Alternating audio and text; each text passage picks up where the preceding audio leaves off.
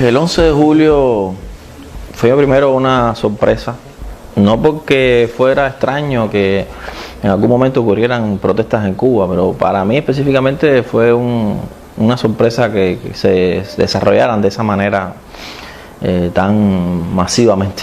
Yo sí creo que hubo un enorme estallido social, creo que es el estallido social más grande desde 1959. Es un acumulado de problemas muy grandes del país. Me parece que es un reduccionista y empobrecedor de nuestros problemas y de nuestra complejidad social decir que haya tenido una sola causa. Es decir, no me parece que haya sido algo que se pueda reducir a una sola causa. Creo que todas las causas que se han manejado son evidentes y son potentes. Yo creo que la más importante de todas es el deterioro acumulado de la vida material de las personas y de la falta de bienestar durante mucho tiempo en sectores que lo sienten mucho más que en otros. No estamos hablando de la clase media alta del país o de los lugares, las personas de clases más favorecidas, sino de sectores populares que viven de su salario, que tienen poco acceso a la moneda libremente convertible, que tienen poco acceso a la remesa, que tienen que trabajar en trabajos emergentes de cualquier tipo, en un momento en que la situación económica del país ha llegado a cifras de deterioro que no imaginábamos hace 5 años. Y todo eso evidentemente hace que si usted mira la crisis económica sostenida desde el periodo especial para acá, que cada vez se ha puesto peor, con momentos de esperanza, de reforma económica aparente o de mejoramiento de las relaciones Cuba-Estados Unidos en otro momento. Parecía que podíamos salir de esa gran crisis económica, pero que no ha sucedido. Y como siempre se ha dicho, los sectores más pobres evidentemente salen más despacio o no salen nunca de este periodo especial que mucha gente considera superado y que otros no lo consideran. El fracaso de la tarea ordenamiento, que ha desordenado mucho la economía nacional, la imposibilidad de las personas de producir por sí mismas, de crear su propia pequeña empresa o empresa familiar, la crisis del trabajo por cuenta propia empeorado, llegado hasta números catastróficos con la pandemia. Nos ha golpeado mucho las cifras de muertos, las cifras de ingresos, las cifras de personas que no tienen acceso a las medicinas. Este es un gran problema de los últimos tiempos que no vimos en el periodo especial, la escasez de medicamentos. Nosotros llevamos más de 60 años ya viviendo en bloqueo. Yo creo que la condición más básica que se le puede poner a un gobierno en Cuba, a una administración en Cuba, es ser lo suficientemente inteligente, sólido, coherente, transparente y eficiente para superar en lo posible los males del bloqueo o el embargo. Si no es así, no está siendo un buen gobierno, porque el hecho de que el bloqueo exista o no depende de nosotros. Depende de un sistema normativo norteamericano y de un sistema de normas administrativas de los Estados Unidos, que es complejo, que no depende solo de una figura política, que no depende solo de una decisión. Por lo tanto, yo creo que nosotros tenemos que enfocarnos en lo que se puede hacer tomando en cuenta la perdurabilidad, constancia y obstinación del bloqueo contra Cuba. Esas son variables que conocemos y variables con las que hay que vivir, y no somos los únicos en el mundo que recibimos ataques, que recibimos limitaciones, que recibimos bloqueos. Hay que superarlo. La protesta es normal en política. Lo que no es normal es asumirla como algo que debemos eliminar de nuestro espectro político, que hay que reprimir o que hay que criminalizar. Ahí sí hay un gran problema. La orden de combate está a la calle los revolucionarios. Me sentí mal por la violencia, mal por la represión, me sentí mal por la forma terrible en que se detenían, por ejemplo, las manifestaciones pacíficas. Me sentí mal también por ver la violencia contenida en personas que agredieron de forma también desmedida instituciones públicas, tiendas, los carros de la policía, todo eso. Es decir, no es bonito de ver. Yo no estoy tratando de criticar lo que la gente hizo o analizarlo más profundamente, sino estoy hablando del primer impacto, el impacto de ver la violencia en su máxima expresión delante de nosotros en un país donde se suponía que no pasaba nada. Tampoco se podía esperar algo diferente, después de décadas y décadas y décadas de que no hubiera ninguna explosión social en el país. Es decir, me parece bastante lógico que hubiera desenfreno, violencia, gente que canalizó todas sus frustraciones y problemas en esto, y gente con mala intención y gente con buena intención, y policías que se quitaron para que la manifestación pasara, que vi muchos videos así, o que eran superados por la muchedumbre y no decían nada, y la gente les pasaba por el lado y tampoco les decía nada a ellos, y otros que abusaron de su autoridad, abusaron de su uniforme, y sobre todo muy preocupante,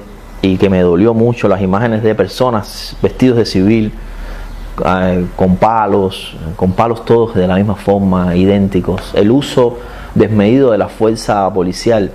A la misma vez sentí que el pueblo se movió, sentí la fuerza de la protesta, la necesidad de la protesta pacífica, la necesidad de la concientización. Yo siento que cada día a mí me pasan cosas, 5 cosas, 6 cosas cada día que merecen una marcha.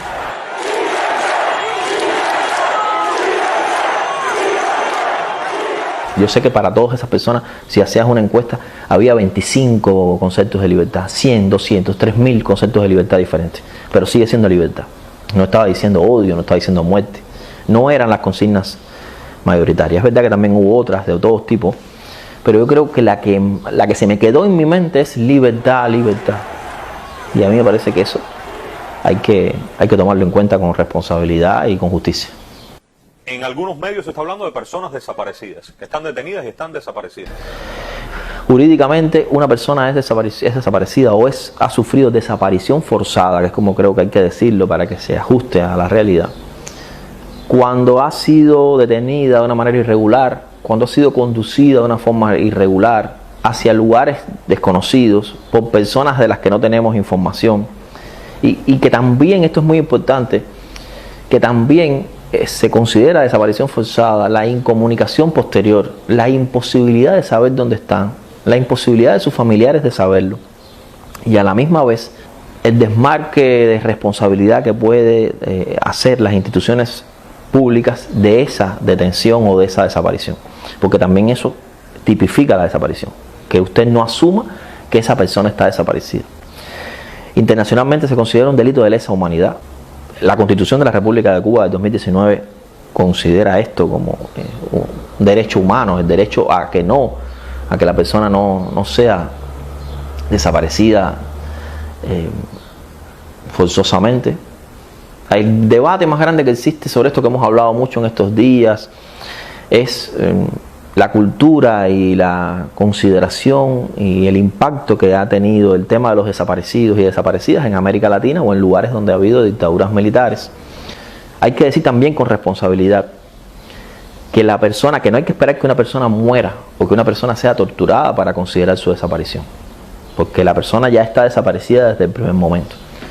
Por eso nosotros tenemos que evitar por todos los medios que nuestras instituciones cometan el error de, por cantidad de casos, por seguridad nacional, por estrategia de administración de datos, por una falsa politización o una mala politización del asunto, por evitar una supuesta manipulación de los datos por el también supuesto enemigo o enemigo real.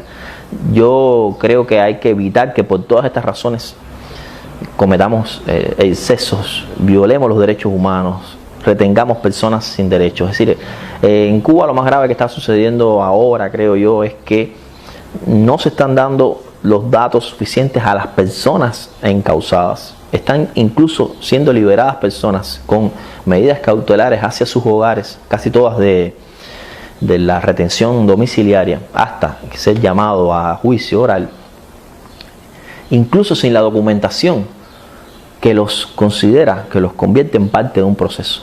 Es decir, la imposibilidad de nombrar abogados, la imposibilidad de llegar al juicio con abogados.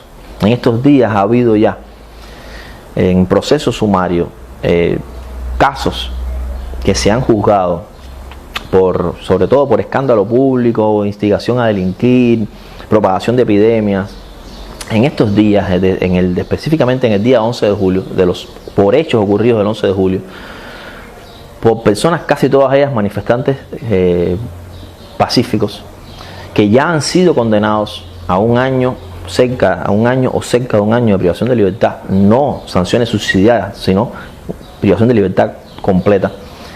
Y muchos de ellos no han podido tener abogado en el momento de juicio oral. Cosa que en el proceso sumario no es imposible, está previsto, pero que habría que evitar por todos los medios. Y siempre con presencia y conocimiento de sus familiares. Porque eso no es solamente un derecho, es que eso es una necesidad y un interés ético de nuestro sistema. Se supone que no queremos repetir ningún escenario negativo en el mundo. Entonces nosotros tenemos con responsabilidad de saber cuáles son las diferencias en cuando nosotros tratamos un tema, cuando nosotros lo llamamos. Es decir, no se trata de que de la noche a la mañana nuestra realidad sea la misma realidad que han vivido otros pueblos, pero también hay que tener la responsabilidad de decir que no hace falta esperar el peor escenario para defender los derechos humanos en Cuba. Los derechos humanos valen, y una persona que no se sabe su paradero, 2 días, 3 días, un día, tenga 17 o tenga 25 o tenga 45 años, es una catástrofe para el sistema legal cubano, para el Estado de Derecho, para la democracia, para la transparencia, para la legitimidad de nuestro sistema. No todas las personas están yendo a juicio con abogados en estos procesos. No todas las personas están yendo a juicio con conocimiento de sus familiares. No todas las personas se le está dando información sobre su paradero rápidamente a sus familiares, y menos en 24 horas. Hay grandes problemas con el debido proceso penal en estas investigaciones, y es algo que sucede desde antes. Hay personas que las medidas cautelares duran más tiempo de lo debido. Hay personas que están privadas de libertad de forma condicional, provisional, durante un tiempo mayor que la ley exige. Existen personas juzgadas con expedientes secretos, con información mínima para su representante legal. Nosotros tenemos muchos problemas. Muchos de ellos se tratan de resolver en el código de la ley procesal penal que está en discusión, que ya está el proyecto circulando. Algunos de esos problemas se resuelven ahí, otros se mantienen. Yo creo que todavía necesitamos una reforma de nuestro derecho penal más profundo, y también una autocrítica más fuerte de las instituciones que han tenido que ver o que tienen que ver diariamente con la protección de los derechos en Cuba. Necesitamos de instituciones independientes en el país para la protección de los derechos humanos. Necesitamos la Defensoría del Pueblo, necesitamos de una institución independiente de control de la constitucionalidad. No basta con tener un recurso legal para proteger los derechos humanos en vía judicial, que todavía no tenemos, pero que habrá. Creo que hace falta algo más, pero sobre todo hace falta una Defensoría del Pueblo independiente, que haga el trabajo, pero con mucha más profundidad que hoy supuestamente la Fiscalía tiene que hacer, de protección de los derechos ciudadanos, y lo haga de una manera especializada, sin tener que convivir con las otras funciones de la Fiscalía, que no son precisamente la de la protección de los derechos humanos. Esas son deudas institucionales, políticas y jurídicas que tenemos en Cuba, que hace falta, que llevamos décadas pidiendo y que nunca se han escuchado, y que creo que hubieran sido muy importantes en un escenario como este. No hubieran evitado el escenario, pero no es lo mismo que cientos de personas se dirijan a la Defensoría del Pueblo, y no es lo mismo que llamen a un defensor del pueblo o que no llamen a un defensor del pueblo a la televisión a hablar, porque la Defensoría del Pueblo tiene esa función de protección de los derechos humanos.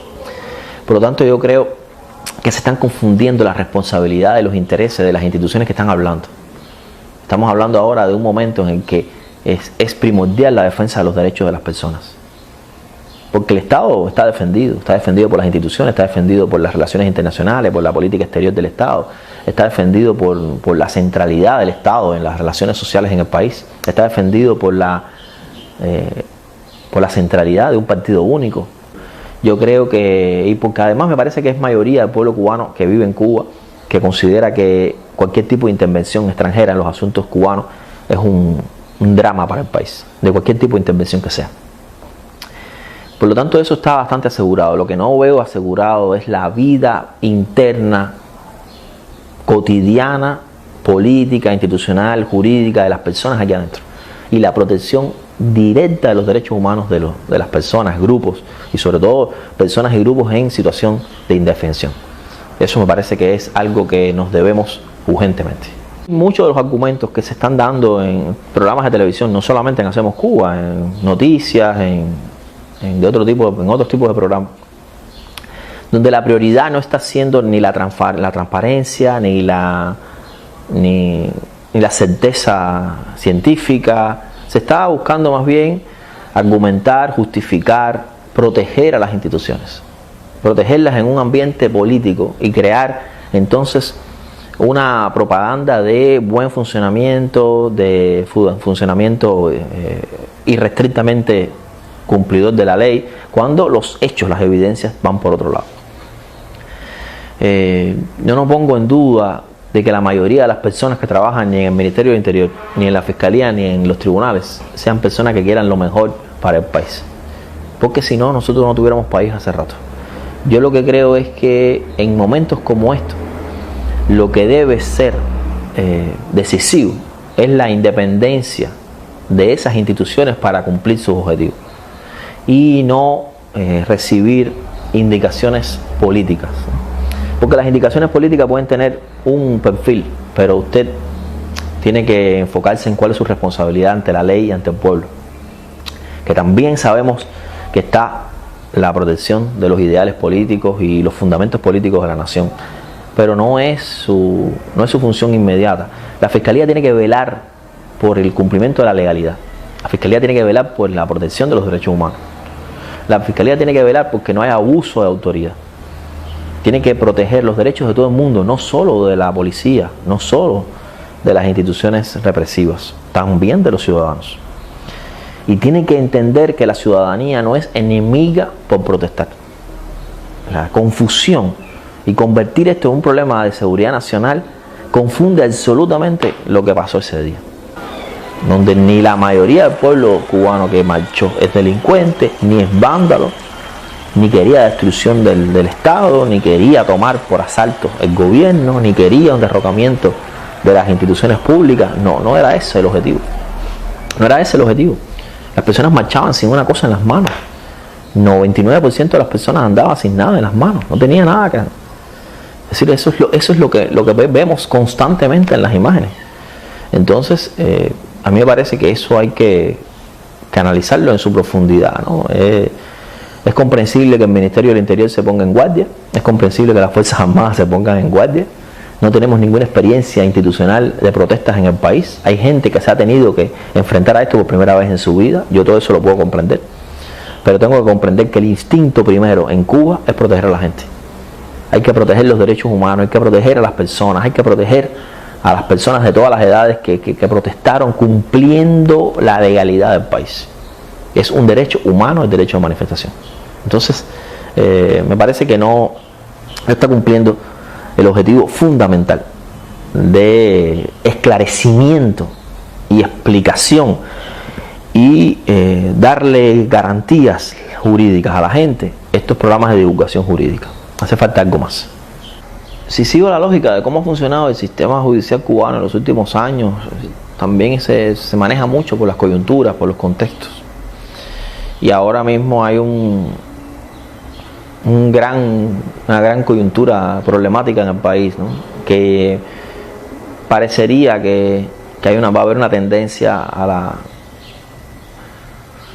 a sancionar a personas que participaron en estos hechos por diferentes delitos. Yo lo que quisiera es que se hiciera un sobreseimiento de los casos de las personas que se manifestaron públicamente. La gente está hablando de amnistía, pero la amnistía es un procedimiento más complicado, que la tiene que decidir el órgano superior del Estado en Cuba sobre... es una suspensión de la vigencia de delitos o de grupos de delitos o de títulos completos del Código Penal y que favorecen a personas sancionadas. Pero estamos en curso de investigaciones y de procesos penales, ¿no? Yo creo que hay que exigir el buen trabajo de la Fiscalía y de los tribunales y de ajustarse a la legalidad, ¿no? Porque evidentemente, ¿no? Si esperamos a que todo sea juzgado para empezar entonces a pedir amnistía o indulto después, me parece que estamos demorándonos demasiado en cosas que se pueden exigir desde ahora, ¿no? Yo creo que lo que va a suceder es que va a haber medidas ejemplarizantes, que se va a sancionar a muchas personas y que va a haber que dar la batalla en la esfera pública desde la sociedad civil porque se rectifiquen esas exageraciones legales o esas imputaciones y esas sanciones. A mí me parece que en el ambiente político que se vive ahora en Cuba, lo mejor era haber evitado eso. Lo mejor era que en este momento, ahora, todavía hoy, es rectificable todo eso. Y que la indicación sea de cumplir la legalidad. Para que las personas que tengan delante de sí, que tengan en sus manos la responsabilidad de juzgar, puedan hacerlo en total libertad y puedan hacerlo tomando en cuenta lo que pasó. Para que entonces decidan cuál es la justa sanción para cada persona. Y no juzgar en un ambiente de indicación política, de criminalización de la protesta, en un ambiente de relación de todos los hechos del 11 de julio con la incitación desde el extranjero, la incitación del enemigo, la incitación del imperialismo.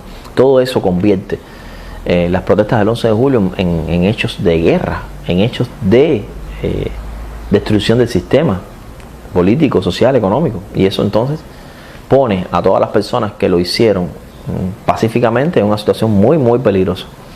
Por eso yo creo que lo que hay que hacer ahora es rogar a las instituciones que tienen en sus manos la aplicación de la justicia, tanto la Fiscalía como los tribunales, de que lo hagan en apego directamente a la Constitución y las leyes y tomando en cuenta las características reales de cada caso, de las personas involucradas y de los hechos que ocurrieron, no de lo que pudo haber pasado o lo que parecía que pasó o lo que parece que le indicaron a la gente, y todas estas que son nada más que supuestos políticos que creo yo que agravan la situación real de cada una de estas personas implicadas.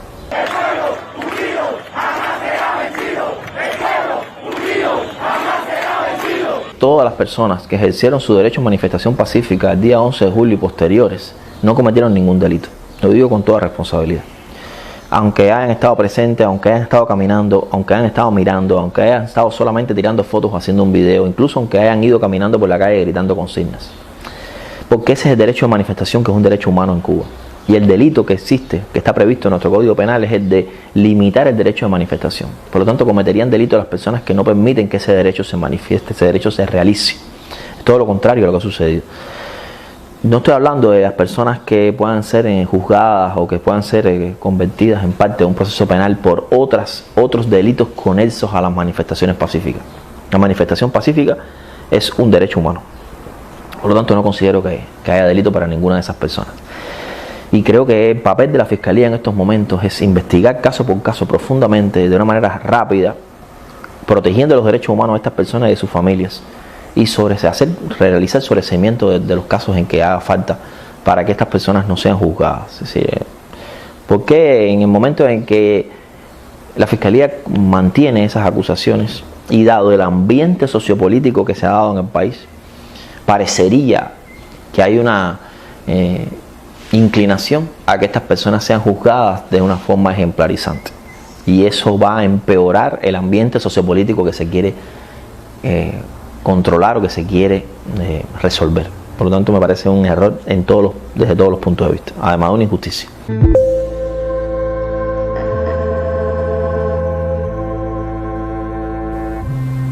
Debe ser horrible tener el miedo real de que exista la posibilidad de que un hijo, que sin consultarlos a ellos, sin tomar en cuenta su voluntariedad, los lleven de forma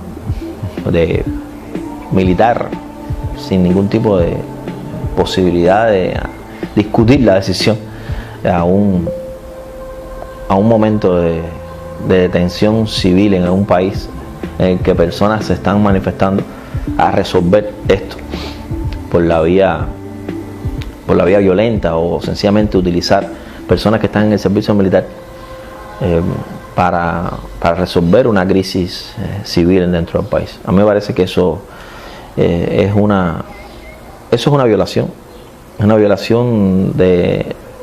sobre todo para personas que son menores de edad, que están en la mayoría de los casos, personas que están por debajo de los 18 años. Una violación de las posibilidades, de los derechos de la patria potestad de los padres y las madres sobre sus hijos. Es una violación también de lo que se supone que es el servicio militar obligatorio, porque uno no, como padre, no piensa que sus hijos van a ir al servicio militar a esto, ¿no? Aunque sabemos también que el servicio militar siempre está dentro de lo normal, que existan esas posibilidades.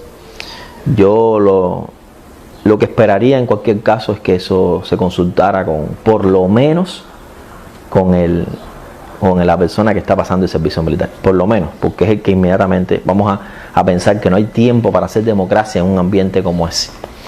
Y lo otro es que en cualquier caso la función que yo aceptaría como padre es una función de protección del ejercicio de los derechos, vigilancia de una manifestación para que no ocurran actos violentos, para cuidar las instituciones públicas y cuidar a los manifestantes. Eso es algo que el servicio militar puede hacer, porque si pueden ir al campo a trabajar o pueden estar haciendo guardia en una unidad, eso no tiene nada de malo. Lo otro es armarlos o ponerlos sin conocimiento, sin especialización y sin profesionalización a enfrentar a personas, ¿no? Que no son invasores externos, que no están poniendo en peligro directo al país. Por lo tanto, me parece que es una situación muy delicada, ¿no? Yo creo que lo más grave aquí es que no hay transparencia sobre los derechos y los deberes de los reclutas y los familiares en el tiempo del ejercicio del servicio militar obligatorio. Eso es lo que me parece lo más grave.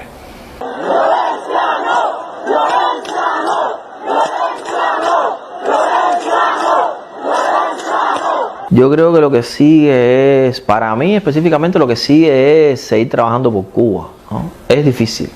Lo que sigue es difícil. Lo único que tenemos seguro en Cuba es la inseguridad y la dificultad.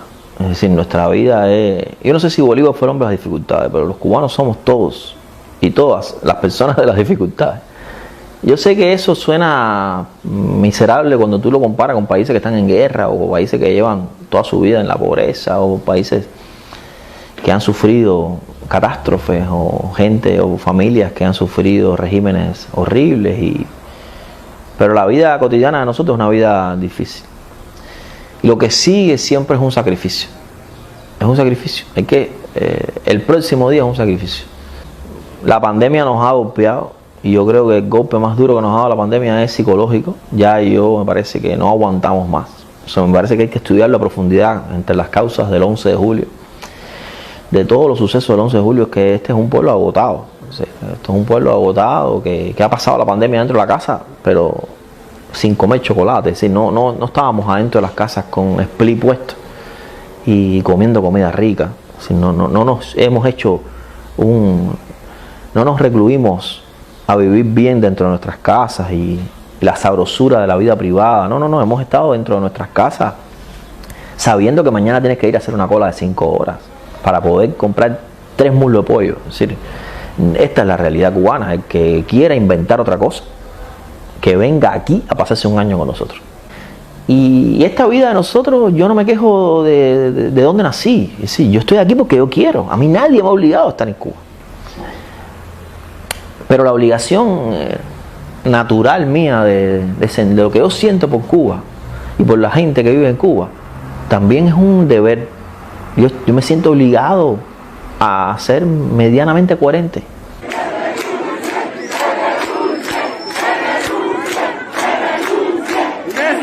Eso es mi gente. Yo creo que la gente marchó el 11 de julio contra el descaro. Si tú me preguntas a mí, yo lo que sentí todo el tiempo es que había mucha marcha contra el descaro. El descaro en Cuba es muy amplio, es muy complejo, es muy diverso. Cuando digo descaro, es la palabra popular para decir oportunismo, extremismo, manipulación, mentira, invento, personas viviendo a costa del pueblo, burocratismo. Yo creo que corrupción. La gente también marchó contra la corrupción. Así son, ese es el nivel de complejidad de verdad de estas cosas. Y yo creo que lo que viene, lo que toca, lo que ahora podemos hacer es trabajar con sinceridad por una Cuba mejor. Y eso lleva un sacrificio tremendo. Nadie piense que va a ser bonito. No va a ser bonito. No va a ser bonito para nadie. Los que tengan que decidir políticamente, yo sé lo difícil que es eso. Es decir, yo no creo en la onda de los gobernantes que se sientan a hacernos daño ni nada de eso. Yo no me creo en nada de eso. Esa cosa de que todo es un plan macabro para ponernos como estamos y eso.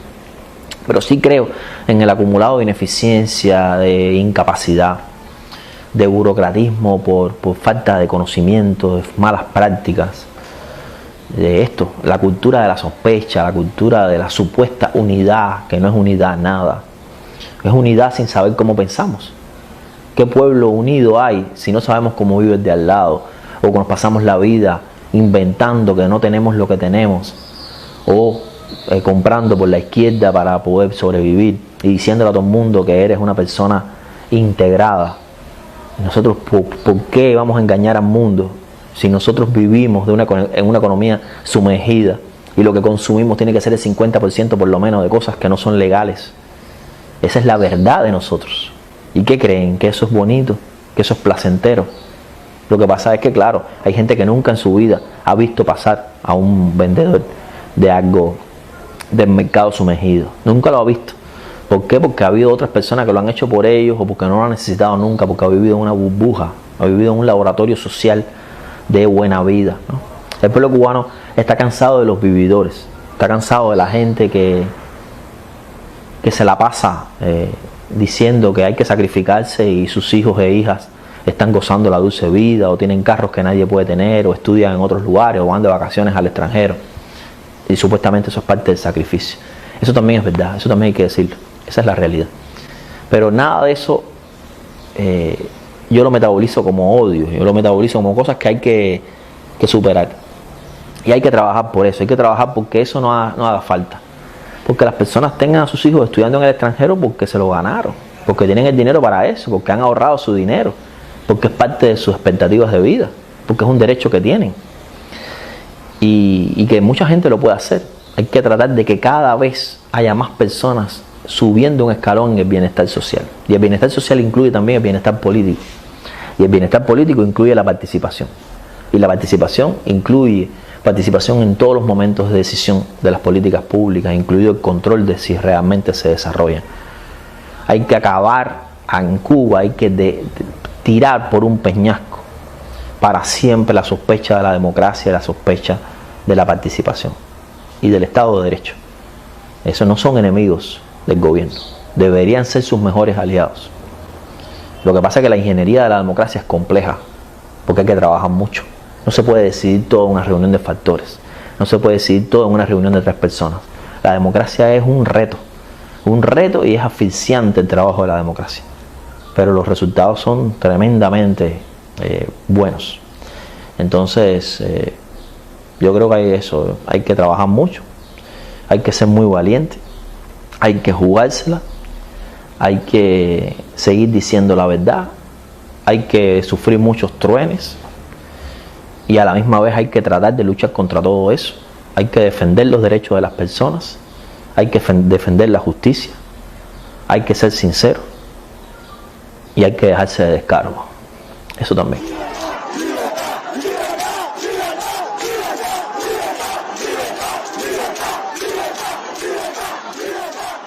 Aunque nos han dicho, hay gente que nos acusa de ser románticos por esa razón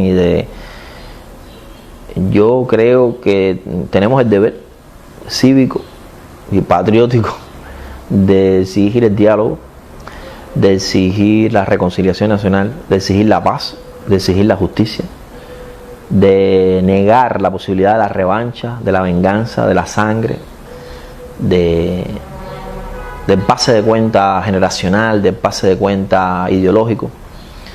Hay que decir no a todas las formas de macartismo posible, de persecución política, a todas las cacerías de brujas posibles. Hay que decir que no a todo eso, hay que sentarse a entendernos políticamente, en toda la diversidad ideológica, política, social de la nación. con la verdad ahí, ¿no? En una cosa que yo quería que ya hubiese pasado antes del 2019, en una constituyente que podía haber sido el inicio de un gran pacto social nuevo en el país, donde todavía los grandes motores del progreso de la izquierda, el pensamiento progresista de izquierda en el país no se difuminaran o no se desaparecieran. Lo estoy diciendo desde mi punto de vista político, porque yo soy una persona que cree en el socialismo democrático como único socialismo posible. Yo creo más que en eso, creo en la democracia. Creo en el Estado de Derecho y creo en la transparencia y creo en la necesidad de que todas las personas se expresen libremente. Y por lo tanto yo creo que tiene que haber pluralismo político en Cuba. Tiene que haber una posibilidad verdaderamente intensa y amplia y garantizada de que la gente opine, pero no opine como gritar al viento o gritar a un hoyo en el suelo. Opine de verdad, diga de verdad, que de verdad sus opiniones de las personas lleguen a las instituciones, que de verdad decidan en las comunidades, que haya de verdad democracia en los municipios, que de verdad empiece el desarrollo por lo local, que no sea solo otro proyecto más para a largo plazo ver cuándo un día lo alcanzaremos. El bienestar tiene que ser algo que no solo se prometa para muchos años, que en Cuba ni así se promete, sino tiene que ser algo por lo que se trabaje constantemente. Nuestros políticos y nuestras políticas tienen que aprender a hablarle con la verdad al pueblo, comportarse como pueblo, hablar como habla la gente, ir a los lugares donde están las personas, sufrir los problemas de las personas y no comportarse todo el tiempo como si hubiera problemas otros que la gente no entiende, la gente no conoce, ¿no? Y los problemas de la gente son no tener una cama donde dormir, tener los mismos utensilios de hace 3 generaciones, no tener ninguna esperanza de cambiar sus condiciones de vida, tener un acceso malo al agua potable, un acceso malo a comida saludable, no saber cómo se van a desarrollar sus hijos y sus hijas, no tener ningún tipo de perspectiva de que en la próxima reunión de circunscripción usted va a poder decir lo que quiera sin que haya consecuencias. En la próxima reunión del Partido de la Juventud usted va a decir lo que quiera sin tener consecuencias. En una entrevista por televisión van a poner lo que usted piensa de verdad. Que va a haber un programa de televisión de debate donde 4 personas digan 4 cosas diferentes y va a haber 3 ideologías representadas. O va a haber un debate en la Asamblea Nacional donde va a haber una división de votos o de criterios. El país necesita representar políticamente la diversidad del pueblo cubano. Y para eso yo creo que el camino es el diálogo, es la comprensión. Y es algo, una deuda enorme de la política cubana, es asumir, captar toda la buena fe y la energía positiva del exilio cubano. Cuba no está solo en Cuba. Cuba es también la Cuba que está afuera, en muchos países del mundo, en casi todos. Con sus exilios más influyentes en algunos lugares más que en otros, todos y todas tienen el derecho de participar en nuestra vida política, social, económica, y no solo hablar, sino participar realmente, ayudar económicamente, formar parte del bienestar del pueblo, invertir. El pueblo cubano necesita también libertad económica. La libertad económica no es la libérrima libertad de mercado para que entonces mañana lo que hoy fue control, mañana se convierta en descontrol. Yo no estoy hablando de burbujas, de ausencia de regulación, no estoy hablando nada de eso. Yo estoy hablando de que hay mucho derecho posible para propiciar el desarrollo de las personas, en vez de amarrarlo, ¿no? Todos los días leo una norma nueva que impide una actividad diferente. Nosotros tenemos una imaginación que es ilimitada para la prohibición, para el control. La prueba está ahora. La medida que se tomó, la primera medida que se toma, es una medida administrativa que se puede haber tomado en cualquier momento. El hecho de tomar esa medida es una demostración política de la posibilidad de haberla tomado hace mucho tiempo. Y es una medida que tiene que ser constante en Cuba. Para vencer al bloqueo es necesario que las personas lo venzan también individualmente. ¿Y nosotros qué objetivo tiene el Estado? En limitar la entrada de medicamentos, bienes de aseo y alimentos al país. ¿Qué objetivo tiene eso? Entonces, de un plumazo también hay muchas cosas que podemos hacer nosotros. Esas son las que más me interesan ahora, las que dependen de nuestros criterios de hoy mismo. Y entonces,